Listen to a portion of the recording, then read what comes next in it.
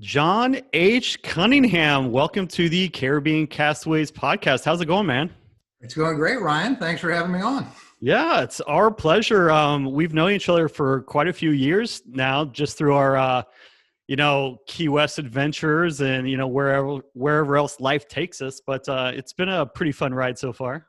Absolutely, man. Mutual rum friends introduced us originally, and we've had some good times together and following around each other's footsteps around the Caribbean. So we got to get together on one of those trips. For sure. It's funny how rum brings people together. I've met the coolest people through rum, and it's been a pretty good ride. So I'm currently drinking a glass of Foxy's Firewater rum, I like it. represented well in your book. So I can't wait to dive into that. So what are you sipping on right now?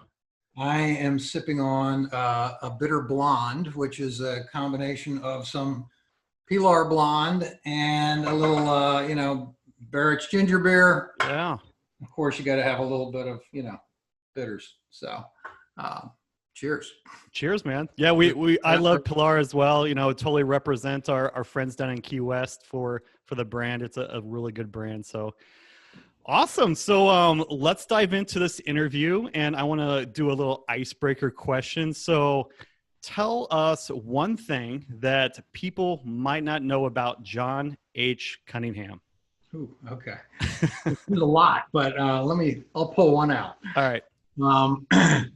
So one maybe germane to the whole Key West history, and one of the reasons I love it, but I actually moved down there when I was 18 years old in the late 1970s. I'll date myself here. You weren't even born yet. And I was a bouncer at a disco, and this was a real disco at peak of the disco era, live bands, all kind of stuff. And it was the spot in Key West for the, there was the gay place, the Monster. This was called Fitzgerald's, which was in the basement or the ground level of the La Concha Hotel. Okay, cool. It was a very wild time. Very well, lots of fights, lots of police breakups, still have plenty of scars. So you actually got into some fights with people, huh? Oh, sadly, yeah. Well, I think I was 18 years old. I was really buff from, I just finished playing high school football and everything. And I didn't know that many people because I just moved down there. So right. The manager loved the fact that I didn't know anybody because he could point me in front of anybody and I would have no preconceived notions of, oh, I better not mess with that person. Right. But yeah, it was lots of good times. My first night there, I got in a huge fight. Guys biting my neck. I had to headbutt him to get free. Oh my God. The manager takes me next door and goes, so how do you like the job? Oh, it was great. Thanks. So that was your first experience of Key West. Like, what brought you down to Key West that first time? Because I know it draws a lot of creative souls down there and people looking to escape, and it's a very creative atmosphere. Is that kind of what drew you down there, or you just wanted to see Key West? No, I was just hell on wheels. So I graduated from high school. I grew up in Maryland. My father was an FBI agent up there, and through high school I was focused primarily on football and my girlfriend. So when it came time to go to college, actually, fortunately, my uncle, my father's brother, lived in Miami, and I would come down for the summers, and he had a place in the Keys, like Alamorada, and I learned to scuba dive at 13, saltwater fish, just the love for the islands. And, back then it was very uninhabited and great. Right. But when it came time to go to college, and again, given my areas of focus during high school, I thought it would be good to really bone up at Florida Keys Community College in Key West, literally. Right. So yeah, moving down to Key West as an 18-year-old, 1978, there was a few things going on down there. It was a pretty interesting time. That's awesome. I mean, I kind of followed the same path from Kansas, but I ended up in Naples, Florida. I would guess obviously the population couldn't be more different as far as young and creative types versus kind of the older snowbirds. So I had a different atmosphere. I didn't get in too many fights, but it was that love of the ocean and that lifestyle that brought me down to Florida. You just ended up a little bit further south and probably a better time. I mean, same thing. I mean, you came from Kansas. I came from Maryland. I mean, it was a few hours inland to come down and to be in the blue water of Florida I mean, it's like, wow, for a kid, it's like, Oh, just how do it you blows ever, your mind. right? Yeah, I'm still blown away by, some of the things I see around here. But let's kind of get into, why we're here today. So tell everybody who you are and why you wanted to become an author, and kind of how your life has evolved around, writing and the other things you might do in New York, and how it all kind of came to be. Sure. Okay. Again, a lot to talk about there. But, I guess it was interesting. That same uncle that introduced me to scuba diving introduced me to my first Travis McGee novel when I was 18 years old. So I wasn't a big reader at that time, but I got into that. I was like, wow, I kind of read through all 22 copies, over the next couple of years. But,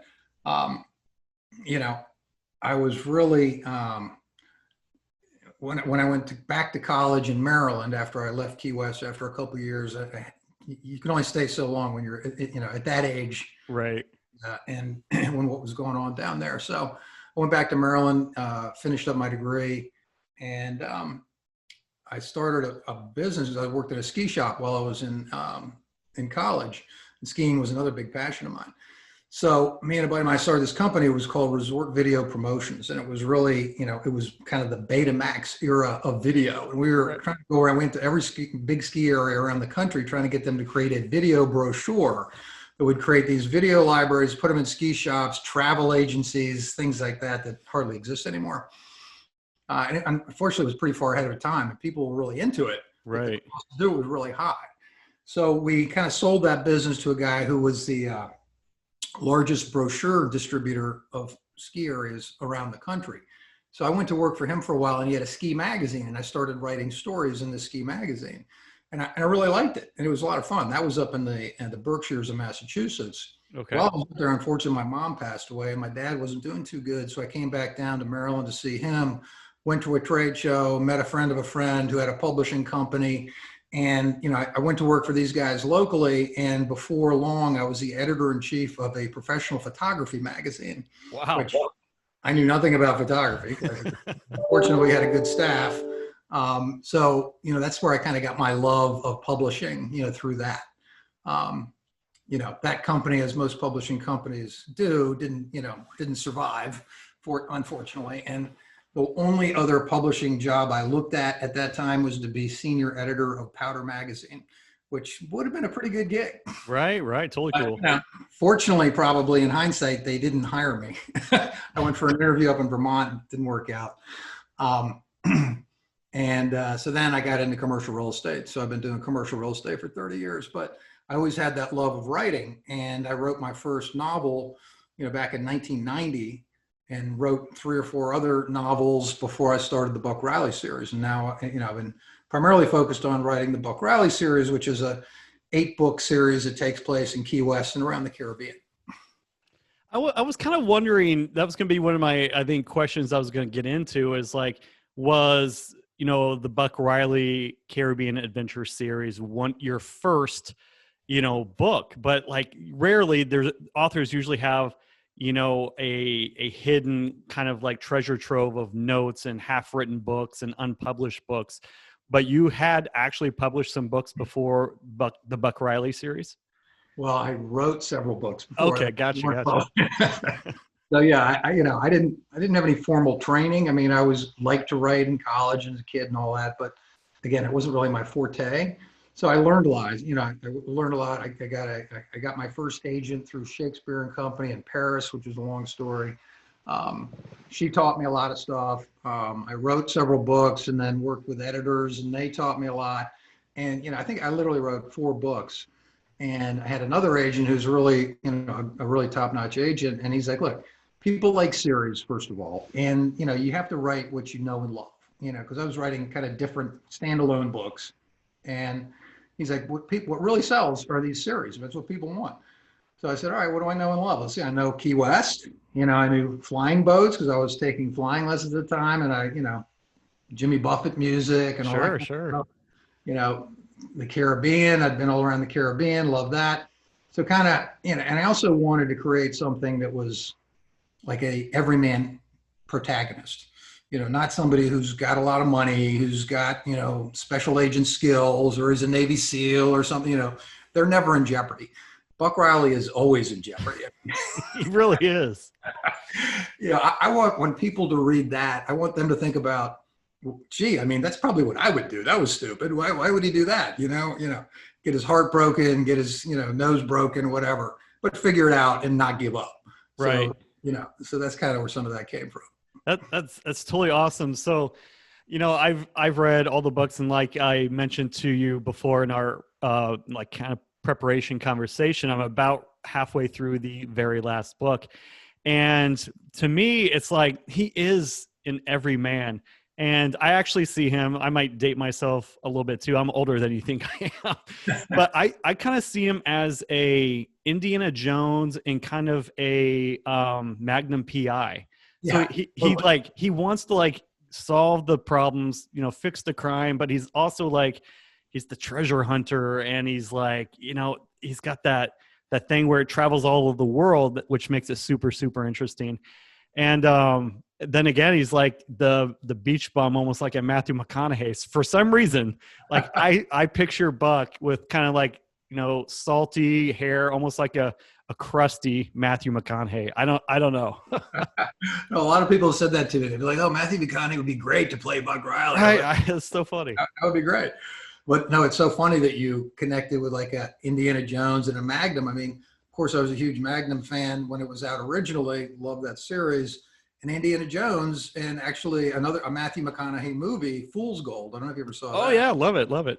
Some of those were kind of the thinking behind, how do I create this character? I want him to have kind of the smarts and the archaeological background of like an Indiana Jones. And, Indy got beat up, he got captured, but he prevailed. Magnum had a little bit of the swagger and lived in the tropical location. So yeah, definitely a combination of those things. And then Fool's Gold, that was just a fun movie. He's not quite as dumb as Matthew McConaughey was in that movie. Right. Movie, but it was a fun treasure hunting movie in the Caribbean with a lot of characters. And, you're reading White Knight right now, the local characters I'm talking about. I mean, I love going to all the different islands and having history, but also having a lot of local people. And I have a lot of real people that actually be in the books, and kind of represent them. And they're often the hero or whatever else, but help Buck out. So that's a lot of fun. It's so cool. I was reading, I believe it was the Dark Knight. Which one is the dark one? Free Fall to Black. There we go. I loved Free Fall to Black, and we'll kind of get into these a little bit more, but that to me was like how you set up the entire thing.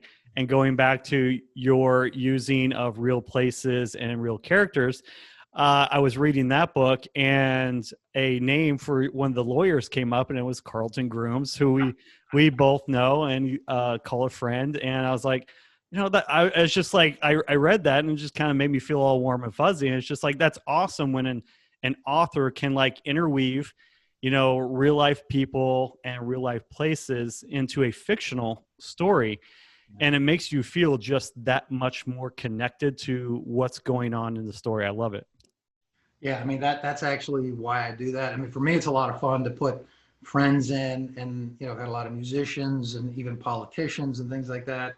But to your point, I mean, I think it gives a different texture. It's not, I mean, it's fiction. This stuff's not happening, but wow, now all of a sudden there's people I know in here, whether it's a friend or like I had Jimmy Buffett in my third book, and that it's not easy to get his permission to put him in something, but he agreed based on the book to be in it. And also had in that same book, Matt Hoggett, Tom Shepard, and Scott Kirby. And Matt and I actually wrote the Ballad of Buck Reilly, which kind of played out at the end of that book. But that to me, that gives this combination of fiction and nonfiction together, because these larger than life characters, whether they're musicians or whoever, they're just a lot of fun to put in, and they get a kick out of it. Right. But the reader also really identifies, especially if you're, again, for your clients and friends who travel the Caribbean. If you're going to Anguilla, say, well, gee, I'm going to see Banky Banks. I want to go to the Dune Preserve and see Banky Banks. Right. Banky Banks was in Second Chance Gold, so I went and hung out with him there, and he's sitting there with a big bowl of grass the whole time I'm there, just rolling duties the whole time. All right. That's the islands, man. It's so cool how, you know, that all kind of comes together in the stories. But I want to jump back into Buffett just a little bit, because I know he has a love of flying boats, as do you, and the flying boats come up in your stories all the time. It's almost like another character in the story. I'm a big aviation fan as well. And so when you asked Buffett, you know, for permission to be in the stories, he obviously probably read the manuscript. Was he like, you know, this is freaking awesome, like great storytelling, like this is me, if I wasn't doing music, would he be like that kind of pirate?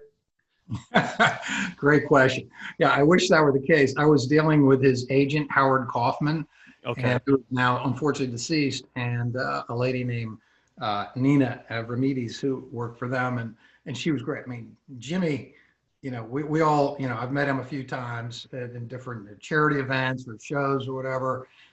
Actually, a couple of funny times, but anyway, he's an amazingly busy guy. You know, he's got a huge empire, and I don't know if he's read the books or not. I mean, I know he read these sections because they wanted to show me where he is, and they changed them. They made, we don't want to say this, have him say this. So that was kind of fun. It was a cool process. But pretty much every other real person I've had in it has really kind of, you know, gotten into it and wanted to make, you know, again, personalize it for their own. Yeah, I've recommended your books a lot to people when they're traveling down to the islands. So, you know, if you're sitting on, let's say, Maho Bay, St. John, and I'm like, hey, go read this book by John H. Cunningham, and all of a sudden it takes you into, you know, somebody getting beat up at the beach bar, and then, you know, planes flying over all the beaches and through the, you know, the sound over to the BVI. It's just like, if you're actually there, you know, and you're actually walking through the story. So I always say, okay, if you're going to this island, you know, read about this one. If you're going to Key West, read about this one. So it's a very cool experience. And I want everybody to know that, you know, your writing process. So I kind of want to get into that next is because you use these real places, these real characters, your research process. I think you use this as an excuse to go down to the islands, as do I. But like, you get to go down there to, like, say, you know, St. John or St. Bart's or Anguilla, and you research these characters, and you're looking at the street names, and you're looking at the specific beaches, and kind of take people into your research process and how you develop the story. Whether it's do you have the story in your mind before you go to the setting, the where the location is at, or how does it all evolve? Yeah, and that's a great question. You know, there's kind of two types of writers out there. One, they call themselves pantsers. They fly by the seat of their pants and they just kind of write as they go, which I don't know. I mean, that would be interesting, but I really get so much detail and I try to do a lot of research. So I don't think I could do that and be efficient. So I kind of outline my book. So I do think ahead of time, you know, and it's not just like, all right, I'm going to go to St. John now, write a story. I'll have to kind of be doing research in a number of different areas, and something about that has to get my attention and kind of what I want to talk about. So, you know, there's a lot of research that goes into it, and then I kind of really make an outline, and I try to go, to your point, to every place I write about. I mean, why not? Because I do, you know, I kind of think of it almost like a fictional Lonely Planet. You know, somebody who reads my books, and there's been people who, you know, like gone around and checked all the different beach bars or cemeteries or, you know, whatever, you know, police stations, jails, whatever of where the characters may wind up, usually Buck. So, you know, that's kind of fun. And I want people who have been to these places to identify with what they're seeing, you know, say, hey, I've been there. Oh, I know exactly where that is. Or people who dream about going there to say, wow, I want to check it out. And kind of like back to my resort video promotion idea, which was to put forth, here's Aspen. Here's everything about Aspen, check it out. And then you're going to look at that and say, wow, I want to go there. Same kind of concept with the book. You know, I want to go to, you know, St. Bart's. I want to go to, you know, Jamaica. And I'm going to read this book. I'm like, wow, I really get it. Right. It's cool. Yeah, it's so cool. Like, you know, Crystal and I as travel bloggers, like we want to tell a story of, you know, the location, you in a more obviously real kind of sense, but like we almost do it on a selfish, way a little bit. So like if we're going to go to St. Bart's or St. Martin or wherever, I'll reach out and start to form basically a media plan or something like that of what hotels I want to contact. And I'm gonna kind of put together a proposal for all these different places. But it is because I want to tell the readers and the listeners a story about this, location, because in the end, I want everybody to go to these places and experience them like we get to. But like, I also want to go there myself. And like, so I have to contact all these places and say, hey, I need to do some research on your hotel. And of course they're happy to have you and stuff like that. So it's a pretty cool gig. You and Crystal are smarter than me though, Ryan. I just spend the money to go down there and I don't get paid for that kind of stuff. So your kudos to you guys. But well, I mean, you do in the back end though. So the back end, yeah, exactly. So very cool. So like you mentioned earlier, the Buck Reilly series is 8 books, and I do want to get into The Last Raft as well. So that's a new departure that you've done. I definitely want to check that out. But I'm going to do something here, and it's been a while since I read some of the first books. So I want to see, you correct me if I mess any of these up. I think I got them. So Red Right Return, Key West. Yep. Green to Go, Cuba, kind of like the main settings. Right. Yep. That's right. Crystal Blue, BVI, USVI. Right. Second Chance Gold, kind of St. Bart's. Yeah. St. Bart's in England. Okay. Maroon Rising. I loved Maroon Rising, Jamaica. Yeah. Free Fall to Black, kind of like New York City, the Mexican jungle, love that one as well. Silver Goodbye. Oh, it's been a while since I read that one. Help me out with that one. That was during Hurricane Irma in Key West. Yes. I love that you brought in the storms, because especially as a Floridian, that really made it kind of hit home, and you can kind of figure out like what was happening during the storms. Right. And then White Knight is happening in the BVI and USVI right now, and I can't wait to finish that one. Yeah. But back to the BVI in the God, I cannot wait. And unfortunately, like they open up December 1st, and not to get political or anything, but they like came up with some super strict restrictions on getting back in. So I hope, I really want the businesses to thrive, and I want people to get back over there and get back to normal, but I think we all do. So yeah, for sure. I'm going to ask you a question that is going to probably be impossible to answer, but I'm going to ask it anyways. So if you had to pick one of your favorite Buck Reilly books, which one would it be and why? It's like asking like, what kid do you love? I know, but yeah, right. Well, I mean, you just kind of went through all of them, and I'll touch on each one kind of real quick just to kind of give you my thoughts. Yeah.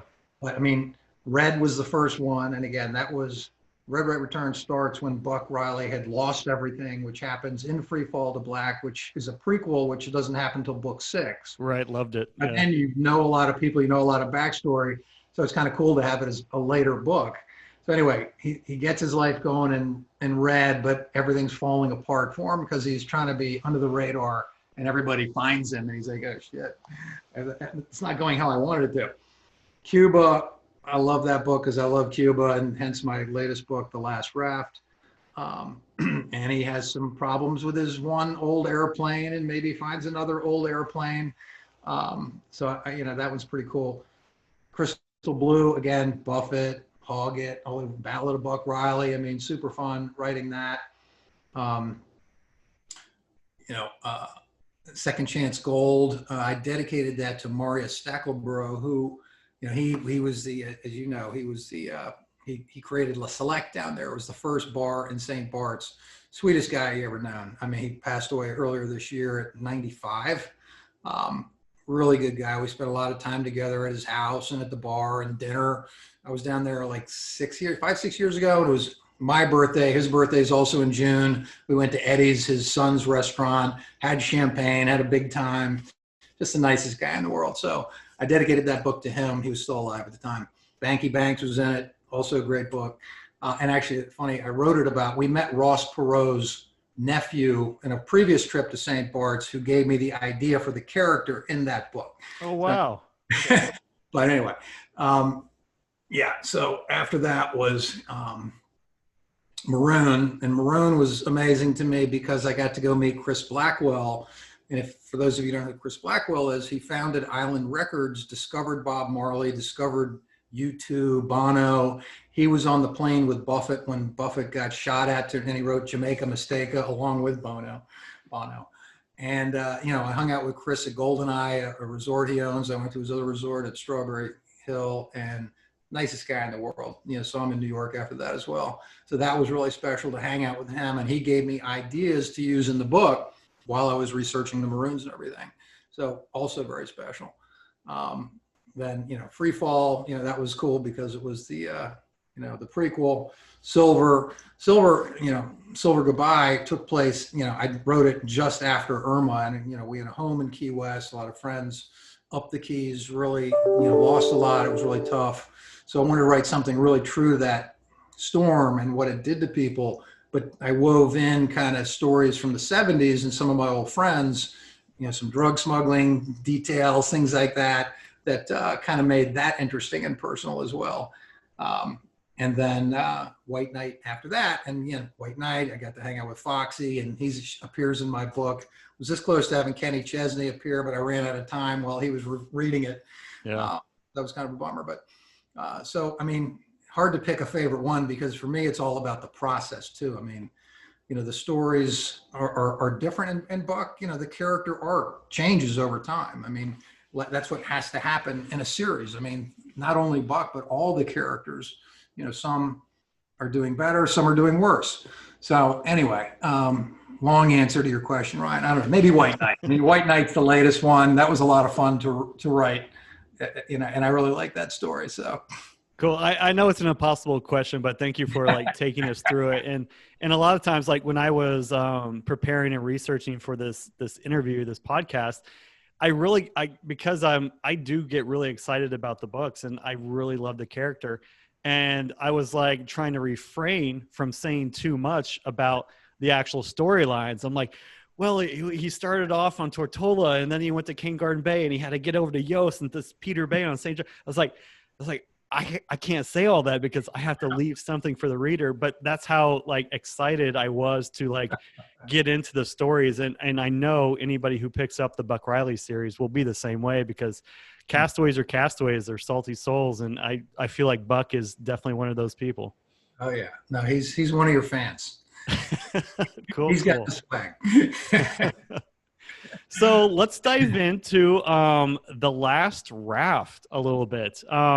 I haven't read this book, so it's a complete mystery to me, but without giving too much away, tell us about maybe why you wanted to get away from Buck a little bit and kind of that story behind it. Yeah, so it's actually an interesting story. So I actually wrote most of The Last Raft 20 years ago. Okay.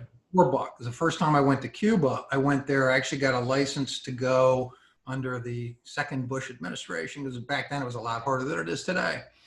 And I went down there to research what came multiple books because I've had Red had Cuba, Green had Cuba, this. So, Cuba's just kind of an interesting place. But, I love islands. I love the people there. I love a lot about it. What I don't love is, their plight. Fidel totally abused them. It's interesting when Fidel, at the time that book was set in 2001, Forbes estimated his net worth at $900 million. Crazy.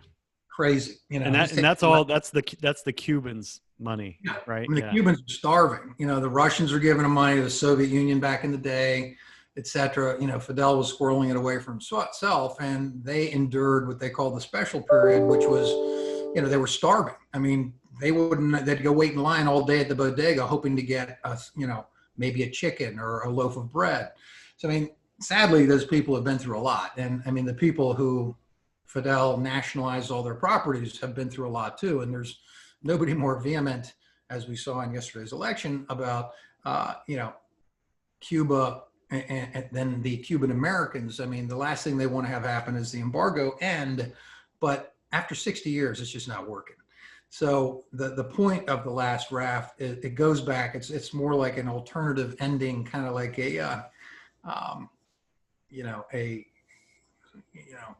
Quentin Tarantino without all the violence concept, because he would do these, alternate ending type stories. So it goes back to 2001, before 9/11, and the president at the time, it's all fictitious, of course, is negotiating to try to end the embargo, and then a couple senators who have special interests and they get a lot of money, they don't want that to happen, so they sabotage it. Meanwhile, there's been a huge boat lift of 50,000 people have left Cuba related to the senators sabotaging this deal, and they're all being held in a tent city in Miami. And the story kind of follows the political side. It's multiple point of view with 5 people who leave on the last raft, and meanwhile, while they're going through their, hellish journey from Havana to Key West, there's all this political wrangling and negotiating happening at the same time. So it's very different than Buck. It's a standalone book. There won't be a sequel. I'd like there to be a sequel of Cuba Changed and Opened Up, but so it's just something that is near and dear to my heart. It's not going to be quote unquote as big as the Buck series or things like that, but it's a good story. In fact, I had a lot of comments from people in Miami who are like, this story needs to be told. It's really interesting. And there's some humor. There's, it's an adventure of a different kind, but it's more of a novel. So. Gotcha.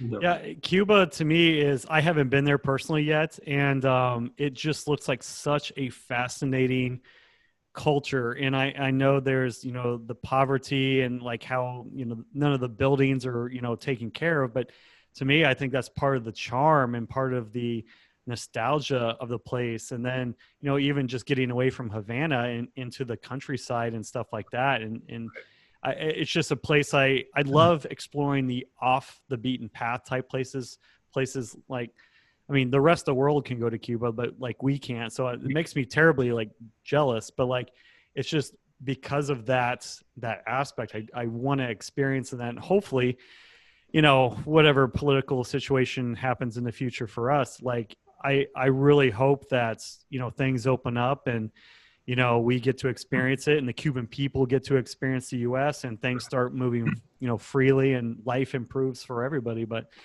it's a neat concept. I can't wait to dive into the last raft. Yeah. It's a cool story. I'm proud of it. I think it's something that needs to be told because most Americans never think about Cuba. We don't think about the people. We don't think about, it's just not ever been on our radar screen. Right. Literally 60 years, it's been a void. So, it's too bad because you're right. The city is amazing. Havana is a 500-year-old city. Christopher Columbus's nephew was the first governor of Havana. That's crazy. And the architecture is amazing. And UNESCO did actually spend, over $1 billion there probably 30 years ago. So Havana Vieja, the old part of Havana, is amazing. But, I wanted to go there. I wanted to go to Hemingway's house. And, I've kind of followed him around a little bit from Cuba to Paris and Key West, of course. So, it's a fascinating place. How many nights did you spend walking down the Malecon? Well, I just stayed not too far from there. We were there for a few weeks. I made it a good trip, and and we traveled around. We went out to Veradero, did a little bit out in the West also, and checked it out. I'm dying to go back. I have some friends in Key West who go there all the time, so I want to go back again and just not research, just enjoy. Right. Yeah. But that's awesome. That's really awesome. So kind of getting into more of the author aspect, because we're both, kind of writers, you're way much more, refined and like famous than I am, but like, because, I believe in the power of words as well. Like I'm sure you do as well. Tell us what was an early experience where you learned that like language had power as an author, because like, I believe that storytelling is so powerful. It creates value. It can create regimes. It can end regimes. It's so cool. And not to get too like nerdy on you, but like, when did you like feel like, wow, language and all this stuff really had power to do things? Yeah, no, another cool question. thinking about it, I mean, again, I was a child of the 60s and 70s, and I'll give you a couple connections to language, but one of which, I mean, there was a lot of racism back in those days, and I have some of my best friends in elementary school were black kids, and I never thought anything about it. And then all of a sudden we got into junior high school or high school, and there was like this weird thing going on where there was this, kind of racism between people. I was like, what the heck? And I saw the hurtfulness of those words, which again, I think probably more than half of the characters in my books are black people. I'd say African American, but they're from the Caribbean or Jamaica, or where they're all over the place. Right. And they are, I hope to represent them well. Another kind of word connection would be, and this, I realized this, I think, while I was writing White Knight. One of my family's things we would do when we were kids was watch Jacques Cousteau's Undersea World. Oh, I love that. I mean, amazing show, right? Yeah. So, I mean, that's where I got my love of scuba diving. I got certified when I was 13, and that whole French flair, on the boat with the people are all drinking wine and smoking cigarettes. Jack was just this little guy, but his words, I mean, it was just so eloquent, and it wasn't even his first language. He was just such a good speaker, but that whole story with his words just kind of really put me in another mental dimension.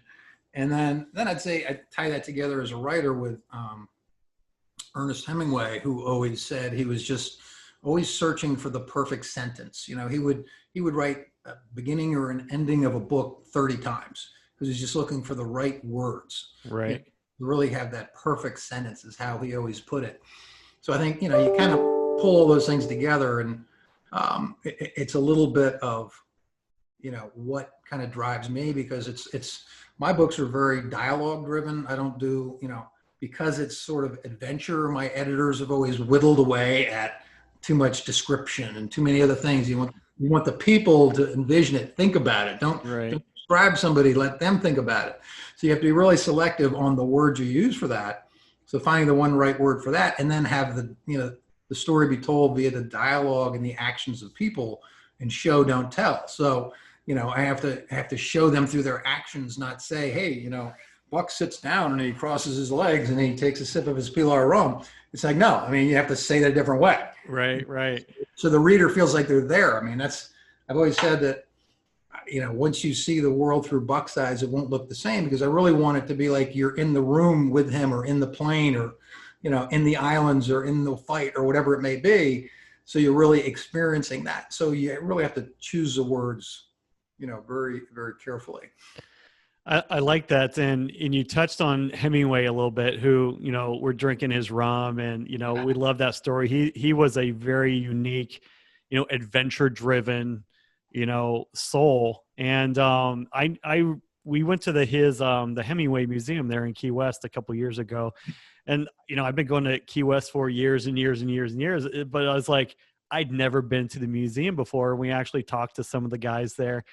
And one of the historians was like, Hemingway, they showed us his writing room. They actually took us behind the gate, and I got some really cool pictures by with a cat by the typewriter. It's epic. I still get goosebumps thinking about it to this day. But he said, like, on average, like, Hemingway would only write about 300 words per day, because he was so obsessive about the story and what he was actually writing. And me as a blogger, it's like, I can't, it's totally different in that kind of space, because we hammer out the content to inform people. Like, I could write 1,000 words in an hour. Like, it's just crazy, but like, it's nowhere like, telling a story like that. So kind of going to your methods, when you sit down to write, are you looking to, write a lot? Are you kind of just wanting to get a certain thing out? Like, do you have a set methodology when you sit down and write? It depends on what my wife is doing. Good answer. So I'm out here in my writing barn. We live at a 250-year-old house in Virginia, which is a cool old property. And that I spent a lot of time in Key West also, in our house down there. But I try to sneak out here as much as I can and write. But I also have a little nook in my bedroom, like in my closet area, where I've got this desk, and I'll sit there and I'll sneak in. I'll just be right. I mean, hours can go by, because you get lost in the story. And I mean, as whether I'm writing it or reading it, it doesn't matter. I mean, you're lost in this, creation. So I wish I'm probably closer to Hemingway on average, unfortunately, just because I've got a lot of other things I'm doing. But I mean, it's crazy. I have friends who are writing 3 to 5 books a year. I mean, they're trying to put out a book like every 3 months. I'm like, That's crazy. I don't know how to do it. I mean, it's not that you couldn't produce that much, but to be creative and have them be good is was like, man, that'd be a challenge. Right. So for me, it's like a big deal. I just want to do 1 book a year. If I totally retired and give up everything else, maybe 2 or 3, but we'll see. Gotcha. No, that's super cool. I was really fascinated about your processes, but because the Buck Reilly series is such a unique story that takes you all over the world. What do you like when you started that? Was it just a creative outlet for you?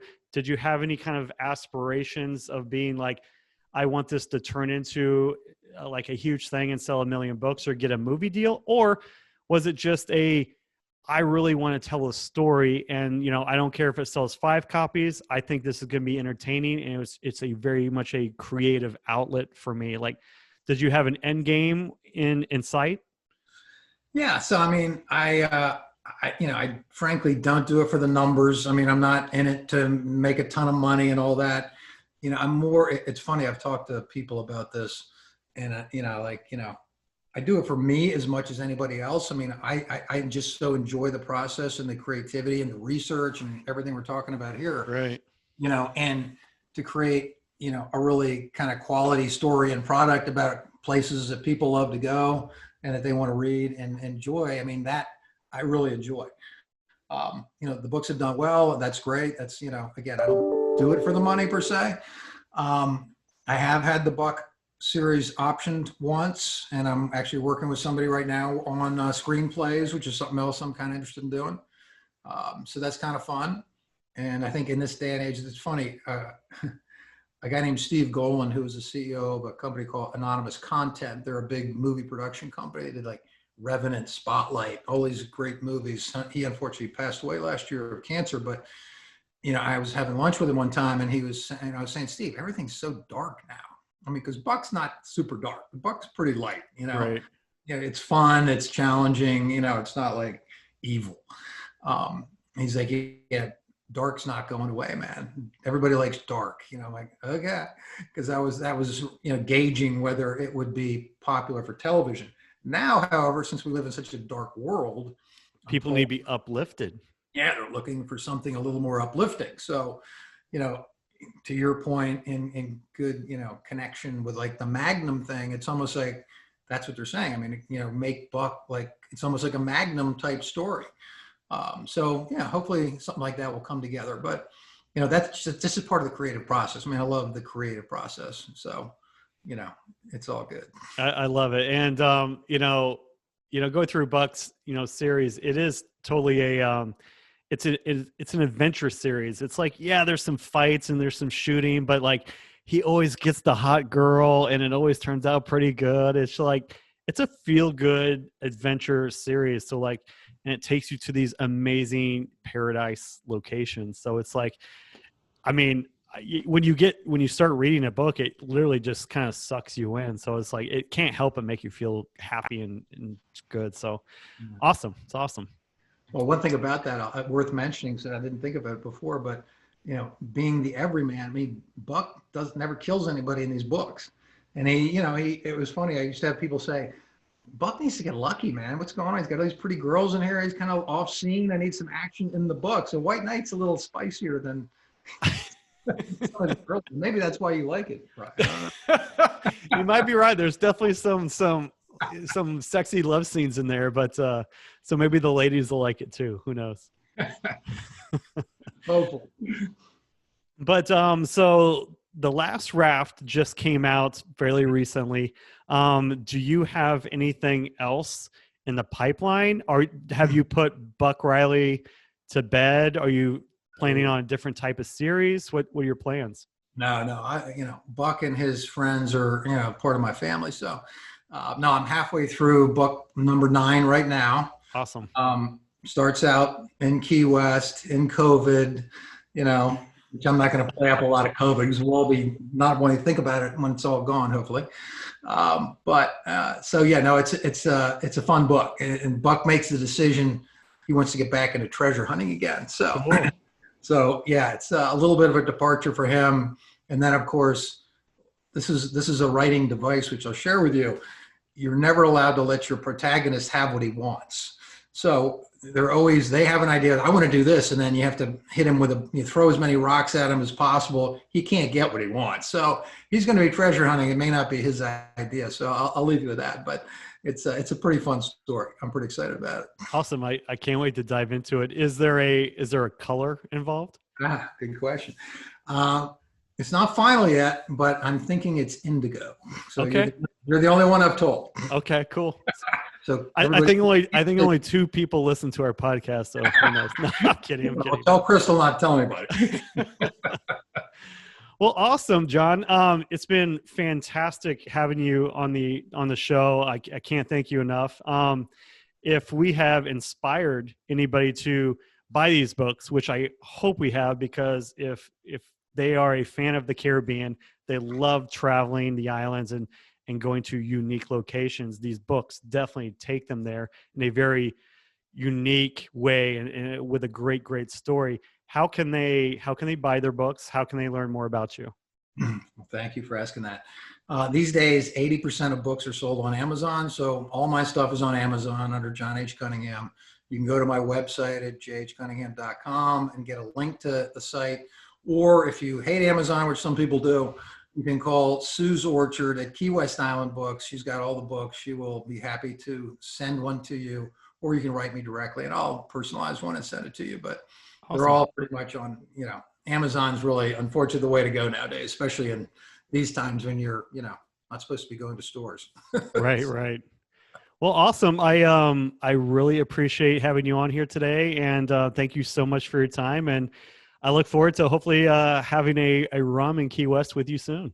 Looking forward to it, Ryan. Great to see you. Say hi to Crystal, and look forward to seeing you in Key West or further south. Sounds good, man. Cheers. Take care.